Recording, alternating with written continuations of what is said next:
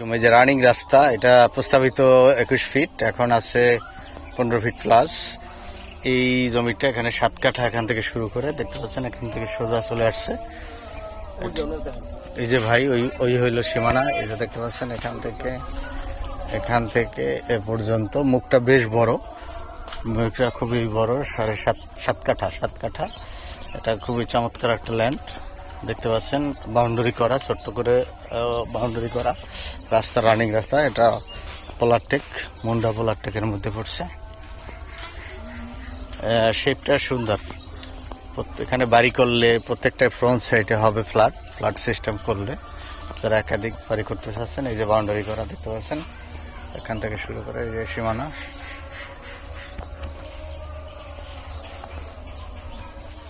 আশেপাশে বাড়িঘর আছে, বিদ্যুতের লাইন আছে। খুব শীঘ্রই এটা সুয়ারেজ লাইন হবে, অর্থাৎ উত্তরখান দক্ষিণখান যে চলমান রাস্তা, এই রাস্তাটা খুব শীঘ্রই কাজটা ধরবে। এবার পাশাপাশি এদিক থেকে 300 ফিটের একটা প্রস্তাবিত রাস্তা আছে।